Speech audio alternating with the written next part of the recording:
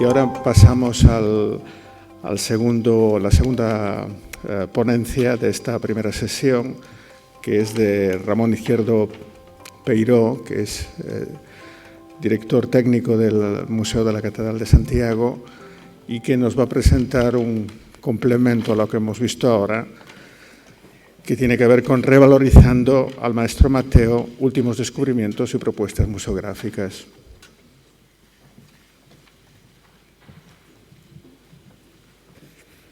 Bien, buenos días. Muchas gracias por su presencia esta mañana aquí. Bueno, en primer lugar, unos agradecimientos a los organizadores de este 12º Congreso Internacional del Comité de Expertos por haberme invitado a participar en la sesión dedicada a la Catedral de Santiago y hablar del maestro Mateo. Gracias sobre todo a los profesores Cauchi y Castiñeiras por esta invitación. Hablar del maestro Mateo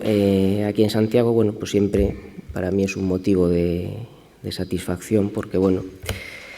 me unen ciertos motivos sentimentales. He crecido en Santiago al hilo de algunos de los proyectos que hoy comentaré de pasada. Entonces, bueno, pues me he formado en torno al maestro Mateo y en los últimos años he tenido ocasión de participar en algunos de los proyectos de los que hoy hablaremos. Y precisamente comenzaré haciendo una breve mención al punto de partida para todo un programa de revalorización de la figura y obra del maestro Mateo que desde la Catedral de Santiago, desde su fundación,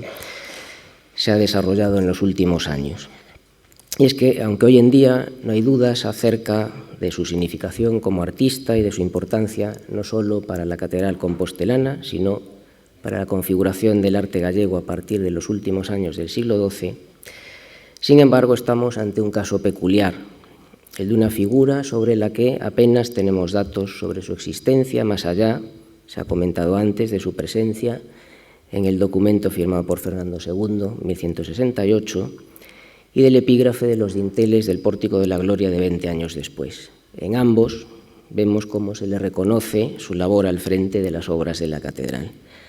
A partir de ahí, pues con el tiempo se acabó creando toda una leyenda sobre su persona, en la que han quedado reconocidas sus virtudes como artista y gestor de un importante taller. En la intervención anterior, Xerardo Estévez ha comentado cómo hoy, bajo el epígrafe de Maestro Mateo, nos referimos a un compendio que enmarca en realidad un gran proyecto que supuso el final de las obras de construcción de la catedral y su transformación y actualización de cara a la gran ceremonia de consagración que tuvo lugar en 1211. Bajo la dirección del maestro Mateo trabajó un amplio taller de artistas que fue evolucionando en la realización del propio proyecto, algo que resulta evidente al analizar las obras atribuidas a este taller. De ahí que hoy, un poco en la línea de lo comentado anteriormente, hablaré mucho de proyecto mateano, enmarcando todas esas actuaciones realizadas bajo la dirección del maestro Mateo en la horquilla temporal que abarca las décadas finales del siglo XII y las primeras del XIII.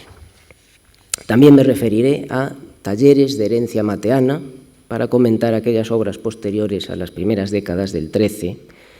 obras que primero completaron el proyecto de Mateo y después mantuvieron viva la llama de su estilo incluso hasta finales de la Edad Media. Resulta por ello, lo acabamos de ver, difícil marcar líneas claras y estrictas de separación, puesto que estamos ante la evolución natural de un marcado estilo y manera de trabajar impresos por el genio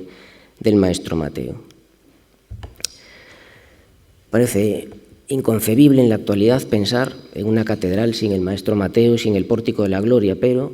sin embargo, hasta época relativamente reciente, poco se conocía sobre la figura y la obra de Mateo. En cuanto al pórtico,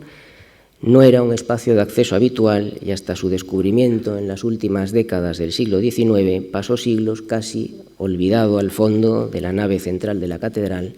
encajonado tras la fachada barroca del Obradoiro. Tras este primer descubrimiento, entre comillas, del maestro Mateo y su obra, Años después, a mediados del siglo XX, se inició una segunda etapa más científica que se ocupó de su estudio y que culminó en las décadas de los 80 y 90 con varios proyectos coetáneos en relación con la labor investigadora de diversos especialistas de la Universidad de Santiago. De este momento clave para comprender lo que habría de venir después, caben destacarse 3 hitos fundamentales: las actividades conmemorativas del 800 aniversario de la colocación de los dinteles del Pórtico de la Gloria, que incluyeron una gran exposición temporal en espacios del Museo de la Catedral, comisariada por el profesor Serafín Moralejo.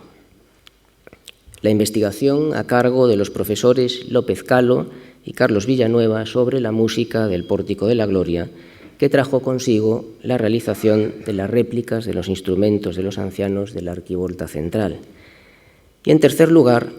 la investigación que permitió la recuperación del coro pétreo mateano y su reconstrucción parcial en espacios del museo. Conozco, sobre todo en profundidad, los trabajos sobre el coro del maestro Mateo, un conjunto del que no se sabía prácticamente nada hasta que la rigurosa investigación de los profesores Otero e Izquierdo permitió su recuperación y con ella la de todos los restos y fragmentos, los ven en la imagen, que se acumulaban en los almacenes de la catedral, los cuales volvieron a tener sentido más de 300 años después de su destrucción. Algunos de los recientes hallazgos relacionados con el coro, a los que me referiré más adelante, no han hecho sino demostrar lo acertado de estos estudios y de la reconstrucción planteada en su momento. Sin duda, estos 3 importantes proyectos, de los que nos quedan sus publicaciones, tanto científicas como divulgativas, y a partir de ellas, sus aplicaciones museológicas y museográficas en espacios del Museo Catedral, caso de la Sala del Coro Mateano, completada con diversos materiales divulgativos, en algunos casos innovadores en aquel momento, finales de los años 90, como fue la reconstrucción virtual en 3D del conjunto, supusieron este necesario punto de partida para la revalorización de la figura y la obra del maestro Mateo. Años después, tras el proyecto de reconstrucción del coro, la Fundación Barrié se involucró en la restauración del Pórtico de la Gloria, que, como saben, sufría un grave deterioro por causas diversas, iniciándose en la catedral un programa de estudios, conservación y difusión del maestro Mateo que ha dado importantes resultados. La restauración del pórtico se prolongó durante más de 10 años y gracias a ella hoy podemos disfrutar con la visita a este espacio, para la que además se han creado diversos contenidos y recursos interpretativos. También es posible profundizar en el pórtico y en su restauración a través de publicaciones científicas, caso, por ejemplo, de la editada recientemente por el Instituto del Patrimonio Cultural de España, que recoge los estudios de muchos de los especialistas que estuvieron implicados en este proyecto, coordinados a través de un equipo multidisciplinar en el que participaron historiadores del arte, restauradores, químicos, arquitectos, ingenieros, etc. De forma paralela a la restauración del pórtico y otros trabajos de rehabilitación en su entorno, la catedral y su fundación promovieron, como decía al principio, el estudio de otros elementos menos conocidos del proyecto mateano, caso de la desaparecida fachada exterior del pórtico, remodelada en 2 ocasiones en los siglos XVI y XVII, unas actuaciones que además coincidieron con la aplicación de las sucesivas capas de policromía que modificaron su apariencia original, antes de ser finalmente sustituida por la actual fachada del Obradoiro a mediados del siglo XVIII. De esta fachada, ven algunos en pantalla, han llegado a nosotros diversos elementos arquitectónicos que hoy se exponen en el Museo Catedral y que permiten un mejor conocimiento de su estructura y organización, la cual podemos ver a partir del dibujo realizado en 1657 por el canónigo Vega y Verdugo, antes nos han hablado de él, y que es la única imagen que se conserva de la fachada, aunque en aquel momento ya se habían acometido sobre ella 2 importantes remodelaciones: la sustitución en el siglo XVI de su portada para poder colocar puertas al exterior y la construcción de la escalinata maximiliana en el siglo XVII. Asimismo, diversos autores han plasmado a partir del referido dibujo y de las piezas recuperadas sus hipótesis acerca de la apariencia que tendría originalmente la fachada del Maestro Mateo. Los resultados de todos estos estudios se aplicaron en el proyecto expositivo. Hoy voy a hablar de hallazgos, voy a hablar de novedades de investigación sobre el Maestro Mateo y de sus aplicaciones prácticas en el ámbito museístico. Pues, como decía, los resultados de estos estudios se aplicaron en el proyecto expositivo Maestro Mateo, cuyo discurso quedó plasmado en su correspondiente catálogo y en otros materiales divulgativos complementarios. Este proyecto vivió dos fases. La primera de ellas, años 2016-2017, supuso un nuevo hito en la revalorización del Maestro Mateo a nivel internacional, llevando su obra a las salas del Museo del Prado, en una selección reducida pero muy especial de piezas que, por una parte, resumían el proyecto mateano en la catedral y, por otra, prestaban especial atención a la fachada exterior y, en particular, a su conjunto escultórico, hoy disperso, y que por primera y única vez se volvió a reunir 5 siglos después con carácter excepcional, incluyéndose algún importante hallazgo inesperado al que luego me referiré. La segunda etapa de este proyecto llevó la exposición del Prado a un nuevo montaje museográfico en un espacio especialmente significativo relacionado con estos talleres de herencia mateana a los que antes me refería: el salón de ceremonias del llamado Palacio de Gelmírez, integrado como parte de la propia exposición. Este montaje,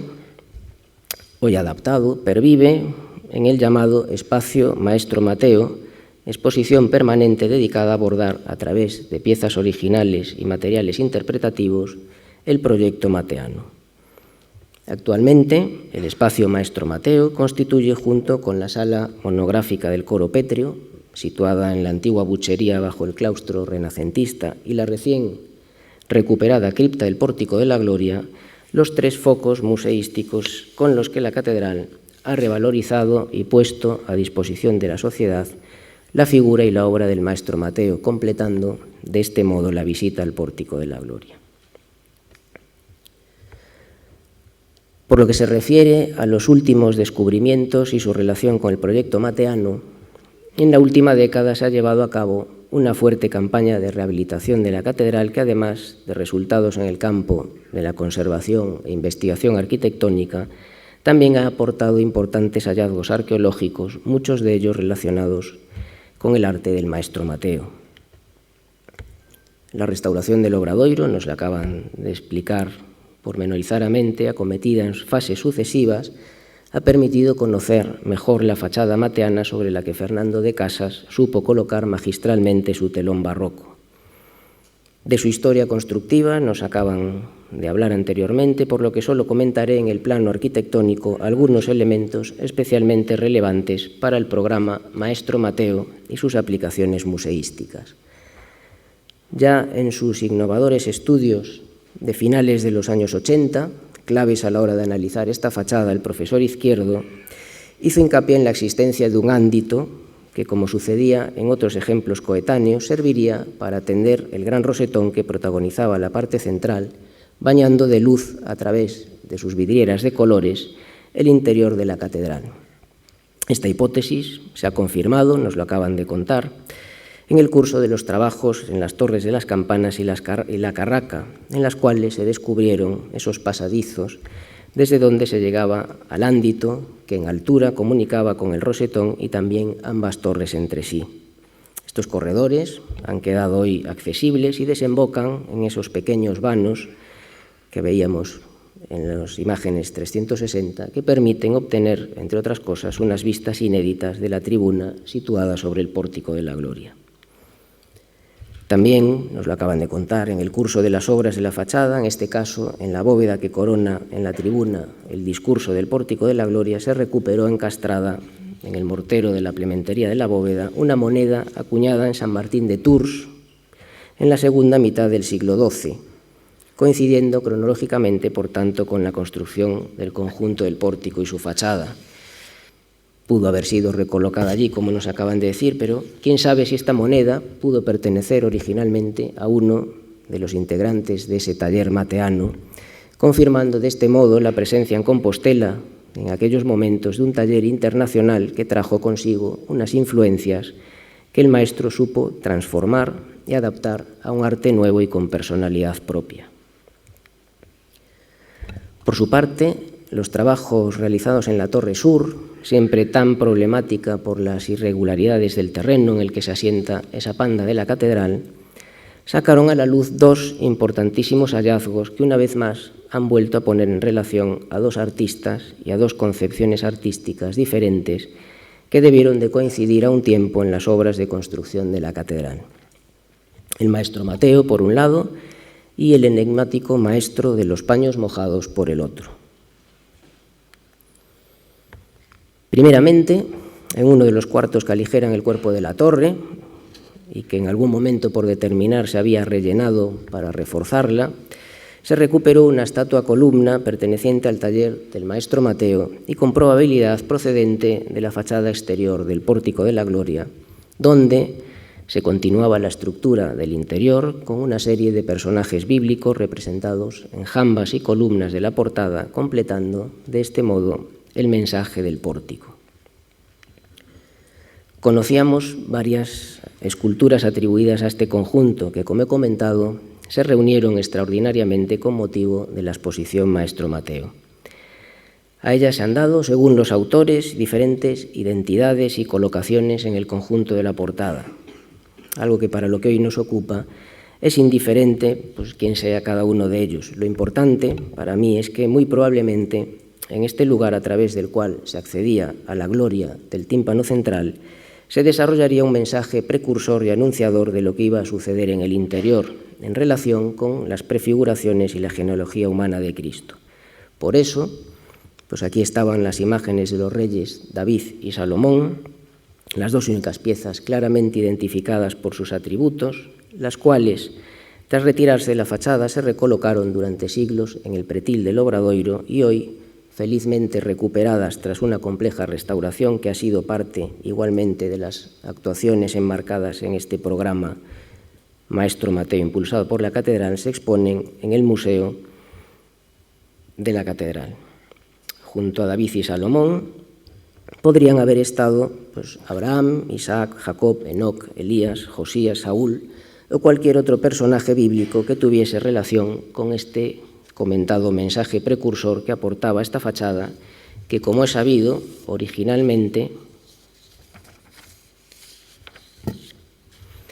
protegía el nártex y lo abría al exterior a través de un gran arco central del que tal vez procedan algunos fragmentos hoy conservados en el Museo Catedral. Pues bien, a todas estas imágenes se sumaría la estatua columna recuperada en la Torre de las Campanas, una pieza que repite las dimensiones y características de las que todavía se conservan en el pórtico y en su contrafachada, y por tanto, por eso mismo, presenta ciertas diferencias con el resto de las esculturas comentadas, entre las que, como acabamos de ver, hay dos altorrelieves que deberían corresponder a las jambas y 5 figuras, todas ellas sedentes, que si un día tuvieron columna en su reverso hoy la han perdido, mientras que esta está de pie, todavía conserva dicha columna adosada. Mantiene, por otra parte, una curiosa postura sujetando con sus brazos estirados hacia abajo una gran cartela sobre sus piernas, que curiosamente es la única de todo el conjunto del pórtico, que se despliega por los lados y no de arriba abajo. Y por fin es una figura descalza y que mantiene, a pesar de habérsele mutilado la cabeza, la aureola que la coronaba. Por todas estas características, una hipótesis que he publicado en su día, incidiendo en esta relación con el mensaje precursor de la fachada, podría tratarse de algún profeta menor, caso de Malaquías, mensajero de Dios, último profeta del Antiguo Testamento, de Ageo, igualmente autodenominado mensajero del Señor, cuya representación en el coro mateano portaría también una amplia cartela horizontal. Por el mismo tributo podría ser también Zacarías, profeta con bastantes puntos en común con los anteriores, e incluso podría ser Jonás. Curiosamente, en el coro pétreo, luego hablaré de él y veremos que continuaba y completaba el programa desarrollado en el pórtico, pues en el coro estos 4 profetas se sucederían de forma consecutiva: Jonás, Zacarías, Ageo y Malaquías en los dos últimos tramos de su fachada norte. Tras su hallazgo y recuperación, que fue un verdadero rescate que presentó gran dificultad técnica para sacarla de la torre, la pieza llegó a tiempo para exponerse en el Museo del Prado junto a sus hipotéticas compañeras de la fachada y a continuación se integró con las comentadas esculturas de David y Salomón y las imágenes virtuales en 3D del resto del conjunto en el espacio Maestro Mateo. A todas ellas se sumó una pieza que, si bien se había descubierto años antes, todavía nunca se había mostrado en público. Actualmente, esta hermosa cabeza de granito de innegable estilo mateano se encuentra en depósito temporal en el museo gracias a la generosidad de su propietario. Presenta, no la podemos ver en la imagen, la particularidad de contar con un hueco en su cuello para poder encajarse con el cuerpo al que perteneció probablemente otra estatua columna de la fachada del pórtico que no se ha recuperado, una técnica que también aparece en alguna pieza del propio pórtico. Muy próxima a la citada estatua columna hallada en la torre sur, precisamente al desmontar el muro pétreo que había para poder retirarla, se recuperó una nueva escultura, en este caso de una figura que por el trabajo de sus vestiduras cabe atribuir al llamado maestro de los paños mojados, enigmático representante del último románico compostelano y que coincidió o debió coincidir con Mateo en los primeros tiempos de su proyecto. De este maestro de los paños mojados todavía ya se conservaban algunas piezas en el museo, curiosamente todas ellas siempre recuperadas en el entorno situado en el extremo occidental de la catedral, al que quizás originalmente pertenecieron. Sobre esta nueva pieza, hoy incorporada a la exposición permanente del museo, he señalado en su día la posibilidad de que se tratase de un arcángel San Gabriel de una Anunciación que podría haber formado pareja con una imagen mariana, quizás, la que en la actualidad remata la fachada de platerías, que fue identificada en su día por el profesor Serafín Moralejo como perteneciente también al citado maestro de los paños mojados. Por fin, como ya se preveía, en la obra de rehabilitación de la cripta del pórtico y de la escalinata del Obradoiro se iban a recuperar nuevas piezas del coro del maestro Mateo.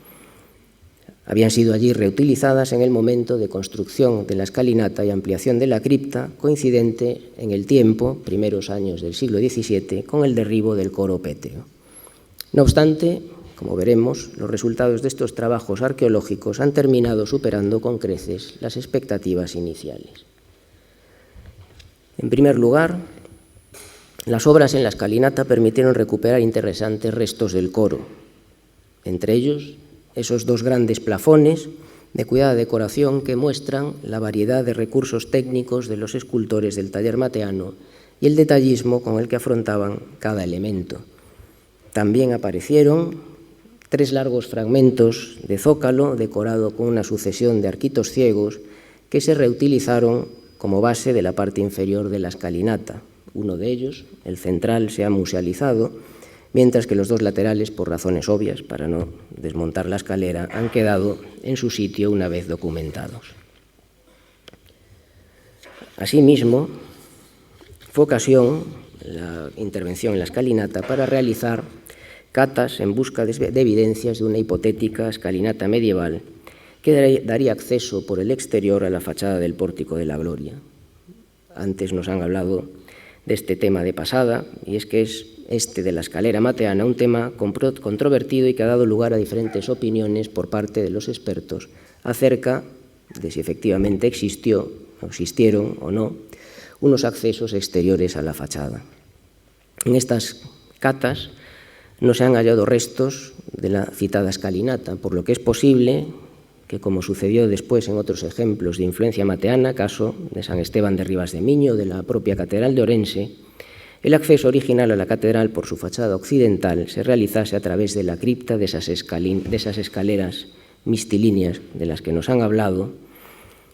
puesto que además en la cripta comienza ese relato de la historia de la humanidad hasta el final de los tiempos que se culmina en el piso superior del conjunto del pórtico. y, por tanto, no habría llegado a haber una escalinata monumental en el Obradoiro hasta los primeros años del siglo XVII. En todo caso, los datos obtenidos en estas catas no son concluyentes y no permiten, por tanto, descartar ninguna hipótesis sobre esta cuestión. Por su parte, en la excavación de la cripta se hallaron interesantes restos del foso de la muralla y también de dos hornos metalúrgicos situados a los pies del acceso original a la cripta, ambos fechados a finales del siglo XII y de los cuales, al menos uno, habría servido para fundir una campana, quizá destinada a la propia fachada medieval, ya que se recuperaron esos fragmentos de molde de la misma con una inscripción en caracteres propios de esa época.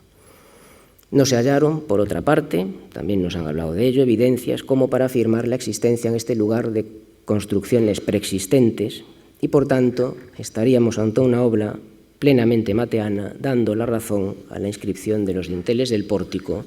cuando afirman que el maestro Mateo dirigió las obras desde los cimientos. Asimismo, como ya se sabía, ya se esperaba, en el pavimento del vestíbulo de la cripta se habían reutilizado muchas piezas del coro, en especial varios torreones pertenecientes a sus fachadas exteriores, donde, como se demuestra en la reconstrucción del coro, se alternaban en la crestería con figuras de personajes bíblicos enmarcados por arcos de medio punto. Aunque todos estos torreones, alegoría de las murallas de la Jerusalén celeste dentro de un programa iconográfico que completaba el del Pórtico de la Gloria, pudieran parecer a simple vista iguales, presentan entre ellos importantes variaciones que hacen única cada una de las piezas y demuestran, una vez más, la calidad y creatividad del taller mateano. También se recuperaron otras piezas interesantes del coro, como dos arcos de la secuencia de las fachadas exteriores o un fragmento de viga con cimacio que sigue el modelo de otras piezas similares ya conocidas. Pero, sin duda, el gran hallazgo de esta intervención arqueológica y, por otra parte, totalmente inesperado, han sido las 4 placas en relieve y otros fragmentos pertenecientes a un ciclo de la matanza de los inocentes, piezas todas ellas descubiertas en el ámbito del llamado pseudotransepto de la cripta, donde fueron reutilizadas como material de relleno, probablemente en los primeros años del siglo XVII, cuando, con ocasión de la construcción de la escalinata y la ampliación de la cripta, se dispuso el pavimento pétreo que se ha mantenido hasta las recientes obras de rehabilitación. Los relieves reproducen las escenas propias de los ciclos de los inocentes del gótico hispano, la figura del rey Herodes, que por inspiración demoníaca, representada en el animal monstruoso que se apoya en su hombro y le susurra al oído que lleve a cabo la masacre, el sayón que recibe la orden del monarca y se apresta a dar indicaciones a los soldados que, ataviados con ropajes propios de la época, con botas y cota de malla, ejecutan sin piedad a los inocentes, a pesar incluso de las súplicas de una de sus madres. Todo ello con gran sentido narrativo y un especial gusto por mostrar la crueldad de la escena, con sangre, cabezas cortadas, etc. Son escenas habituales en la época, sobre todo en el entorno de púlpitos, coros, capiteles y monumentos funerarios, generalmente vinculadas a ciclos más amplios dedicados a la infancia de Jesús, personificando en los inocentes a los primeros mártires del cristianismo. No hay en la catedral referencias documentales a la existencia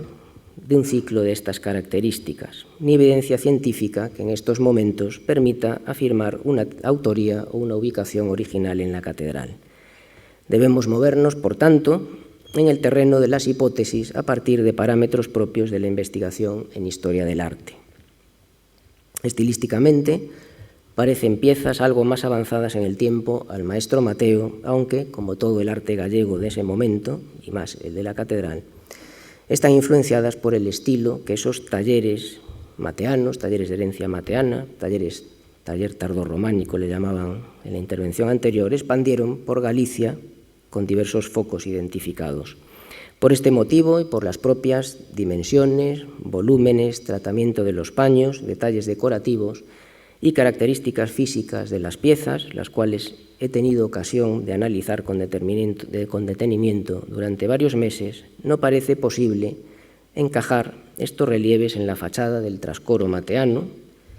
donde había un tímpano con la Epifanía hoy perdido, una placa con los caballos del cortejo de los magos que todavía se conserva y una anunciación a la que quizá perteneciese una imagen femenina coronada integrada en la reconstrucción del coro. La simple comparación de esos caballos y sus arquitecturas, así como del resto de piezas procedentes del coro con estos relieves, demuestra que estamos ante dos momentos y concepciones artísticas diferentes, aunque obviamente presentan elementos comunes y similares. En todo caso, son piezas de extraordinario interés y calidad que, como he comentado, sí muestran la pervivencia del estilo mateano en la catedral. Entonces, ¿de dónde podrían venir estas piezas y qué relación pudieron haber tenido con el proyecto del maestro Mateo? Recientemente he publicado un estudio sobre esta cuestión planteando y motivando tres hipótesis acerca de su posible origen. Por un lado, podrían vincularse, estoy convencido de ello, con el entorno del coro, aunque no hubiesen pertenecido originalmente a esta obra. En este sentido, está documentada en distintos momentos del siglo XIV la existencia de una capilla en el Ledoiro, la amplia tribuna situada sobre el trascoro, fundada en 1314, y de otras dos de carácter funeraria en el propio trascoro, una de ellas fundada en 1340, que tenía un altar dedicado a los 10.000 mártires, que quizás en realidad lo fuese a los inocentes. Y en este punto hay que señalar que este comentado modelo iconográfico de Herodes también se usó en el gótico en ocasiones para representar al emperador Magencio, una transposición iconográfica que puede tener su interés para el caso que nos ocupa. También cabría la posibilidad de que los relieves se hubiesen añadido, en un momento por determinar, en los muros de alguna de las fachadas exteriores del coro, de ahí la forma curvada que presentan en su parte superior, que encajarían con esa sucesión de arquerías. Como de igual manera, tiempo después pasó en la Catedral de Mondoñedo, donde se dispusieron unas pinturas con la matanza de los inocentes en uno de los muros de cierre de su coro, aunque tras su traslado hoy se conservan en otra ubicación. Por otra parte, también podrían proceder de algún altar o fachada de la cripta o del entorno del coro o de la fachada occidental, donde también hubo un tímpano de la Epifanía fechado en 1323, que hoy se conserva en el museo. O también a una de las capillas que se sucedieron desde mediados del siglo XIII en el claustro medieval. Precisamente estas dovelas, que junto con otras aparecieron con los que aparecieron al tiempo que los relieves de los inocentes en el mismo sitio, en la excavación de la cripta, se corresponden con su decoración con otras piezas similares del citado claustro que han llegado a nuestros días. También se corresponden, no se ven en las imágenes, con elementos del claustro algunos detalles decorativos situados en la base de algunos de los relieves. Por tanto, como decía, en este momento no es posible afirmar categóricamente con fundamento científico ninguna hipótesis de procedencia, pero sí, desde mi punto de vista, descartar, por los motivos ya comentados, que estas obras procedan del proyecto original del maestro Mateo en la catedral, desarrollado entre las últimas décadas del siglo XII y los primeros años del XIII, y que por ello se deban a la mano de alguno de los escultores que directamente trabajaron a las órdenes del maestro Mateo. Por lo que se refiere al plano museístico, estos últimos importantes hallazgos se exponen en la actualidad en la sala de armas del Palacio de Gelmírez, recreando en su montaje la apariencia de un depósito arqueológico todavía en proceso. Supone, hasta el momento, la última y más reciente actuación museística y expositiva relacionada con el programa de valorización del maestro Mateo que he venido comentando en esta charla. Por tanto, siguiendo la estela de las actuaciones realizadas en los años 80 del siglo pasado, de ese punto de partida del que hablaba, en los últimos años, a través de un programa impulsado por la Catedral, se ha avanzado notablemente en el conocimiento y valorización de la figura y la obra del maestro Mateo. Este programa se ha fundamentado, lo he venido desgranando brevemente en esta charla, desde una perspectiva científica y rigurosa, evitando extravagancias y ocurrencias. En primer lugar, se han realizado los estudios y publicaciones científicas a partir de las cuales, a continuación, se han llevado a cabo las correspondientes acciones de conservación y difusión, en este caso, a través de propuestas museísticas, expositivas y realización de contenidos complementarios divulgativos que permiten, en último término, acercar a la sociedad los resultados de todos estos trabajos. Muchas gracias.